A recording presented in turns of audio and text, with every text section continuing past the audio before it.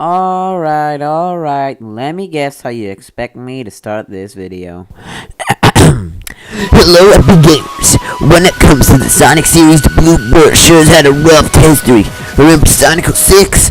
Sonic 06? Whoa, cringe lol. Anyways, Sonic Mania was good. When Sonic Forces happy.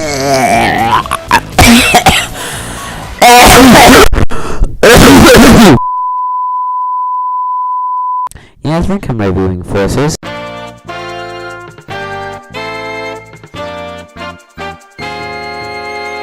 So for the first time in the history of this channel, I have something substantial to say about the story. I know. Sonic Forces begins with Dr. Eggman, Orbot, and Cubebot. Somewhere, it's a huge area with a bunch of clones of a character later revealed to be infinite, but they don't state where this is. It's just Lab Area 1, Scene A. Eggman is starting to lose it when it comes to Sonic, so he decides he has to take over the world instead. Then the game cuts to the first level, and Sonic just runs around Green Hill Zone and makes a bad joke. There's sand everywhere! Green Hill's looking a lot more like Sand Hill right now. Then right after, we see Tails and some civilians helpless against Egg Robos, even though Tails just...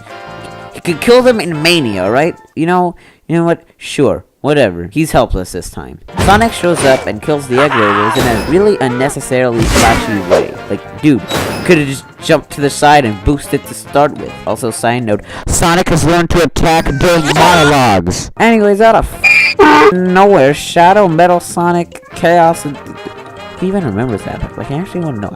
Anyways, they show up and they kill Sonic! Nice! Okay, not really, they just knock him out, but they kill him! A few moments later. Oh boy, love black backgrounds, no music, and text across the screen. Really love the animators couldn't even be bothered to try to portray what we're told. Meanwhile, Sonic's friends, Knuckles, have gathered together somewhere and they're moping about having lost to Eggman and Sonic dying. Knuckles shows up with your custom avatar, the real hero, a true team player. I made one green bird with a big beak. So while the avatar goes do stuff in Chemical Plant, Tails is still stupid and can't be bothered to defend himself, despite the fact he knows he can. And then classic Sonic shows up. Also, Chaos dies. No boss fight. Sorry, Sonic Adventure fans. No boss fight. At this point, writing the script, I realized something.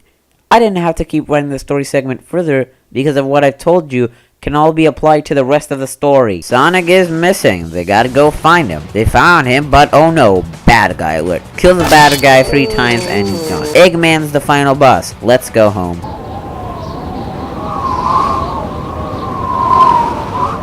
The issues with the story aren't much of the logic, but rather the way it's built. Like, you think they're gonna find Sonic until halfway through the game, and to get a nice, happy moment where they do the thing, you know, they build up the emotion. No, you kill Bowser and they reunite just like that at level 6 out of 30. So the worries of Sonic's state, the state of the world, and his friends just ends just like that. Beyond this point, the story just evolves into Eggman and his cronies went here, let's follow them. Hell, at least Tails' subplot goes up until level 14 of the game. That's close. Listen, I know Sonic games aren't known for their stories, but when they set up all this at the beginning and near the middle just evolve it into a game of tag between the good guys and the bad guys, then there's something wrong here. Okay, seriously, I've talked about the story long enough. Usually these don't go on for this long. I made the Super Mario 3D World segment just a bunch of funny memes. Lol. Sonic Forces' presentation is actually pretty pleasant to look at. Compared to past modern Sonic games, this reminds me more of Sonic Colors than something like Unleashed. More specifically because the background designers created some visually stunning imagery for just about every area in the game. Like, seriously, I find myself getting lost in these structures every now and then. The other aspects of the game's presentation are fine, the character models look detailed enough, and the character animation in the cutscenes is done well enough. However, the fanbase has shown a lot better could be done with it as a one-man team, so it's disappointing Sega didn't take the opportunity to improve it that much. However, one thing I found was the music. So much of it is techno synth crap, and it gets tiring after so many levels utilize it. There are standouts like Aqua Road, but besides that, if you're not listening to the techno stuff, you're listening to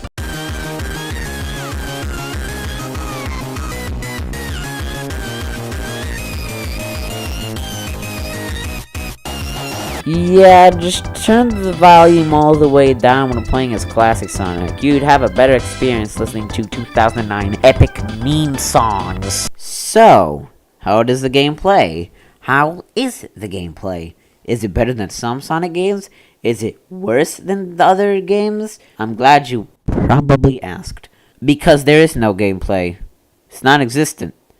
Okay, well not really, but when you play a game where the main character runs forward at a speed that can be considered fast, and you make that the core of your game, you may want to make levels more than holding one button to win. That's this game. Just about every modern Sonic level has you holding the square button and beating it in a minute.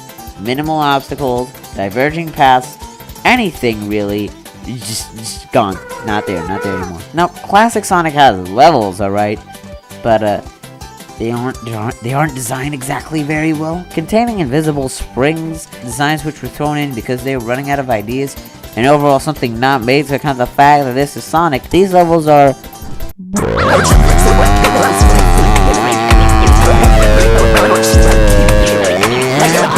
It doesn't help that classic Sonic's physics are absolute garbage in this game. Once the speed hits the slow ass maximum, it does not get any higher. The drop dash is back, but it's not as smooth as it was in Mania, and the spin dash returns just because it's #classic. Also, as a side note, it is damn near impossible to pull off a spin dash with the joystick on the Joy-Con, as it requires a freaking stupid amount of precision to do to keep it held down. The custom avatar, while being fun to customize, they still share the same problems as modern Sonic. Their levels are modern Sonic's levels, except you occasionally reach this is the part where we stop you and put a bunch of enemies here, or this is the part where you have to use the ring with powers to get the rings that they don't even help you. They don't even help you in this game. Oh, and the thing I just said right now about rings not having any purpose, you know, that thing, you know, I mentioned it. I hate to say it, but I was not joking back there. Actually, I don't hate to say it, because this is really dumb. Rings no longer have a purpose. Thankfully, while we no longer have to deal with a life system, rings go above 100, and if you get hit, you lose all of them. So don't let their shininess fool you. These are absolutely useless. You can't even use them to buy stuff with the avatar. That would make sense. Well, it seems modern Sonic is just hold square to win, classic Sonic is awful platforming, and the avatar is just a slower modern Sonic, but you have a gun and a grappling. Well, at least it's like a balance, right? You know, I mean, it's not like modern Sonic's physics were made nearly against platforming, with how weirdly he builds up his speed in 2D, and the height of his double jump, right? They f***ed that up too? Oh, okay, I see. I understand. I get what you're coming from. Bosses! Zavik is more evidence about the thing about the bad Sonic mod gameplay thing. It's not as apparent, although the way you do damage him is stupid and doesn't make any sense at all. Like, why can't I do the homing attack from the front? Why do I gotta do it from the back? Like, what difference does that make? And why is the final hit this combo? Why can't I control this? This is cool, but I can't do anything. Infinite is actually a tolerable and fun fight, simply because it uses modern Sonic's physics and cohesion with it. Eggman and the Egg Dragoon is just okay, not much to talk about. They made Infinite's second fight suck, especially if you aren't using a good Wisp spawn. Metal Sonic is a budget Infinite and is just kinda yeah, that happened, I guess. Oh, and Infinite had a third boss fight at the end, but at this point it couldn't care less, honestly. Okay, this is it. The breaking point. Is there anything at all that can even come slightly close to saving this game? Nah. Honestly, this game feels incomplete. You start getting modified Wispons near the end of the game, as well as extra missions. Was this rushed? I get the feeling it is. At least they did a good job of hiding it this time, unlike last time in Sonic Adventure. Well, in summation, this game kinda sucks. I was originally going into it thinking it would just be sorta meh, but I found more and more problems by the second. Also, not only is this game a total of 2 fucking hours long, which is, it's a new record for Sonic, but it is $40. That is nearly retail price. This game is pretty awful, and I certainly don't recommend it at all. But why did Sega make this price? Why? What was the decision? What was the motivation? Sonic Forces gets my lowest score of 1 out of 5.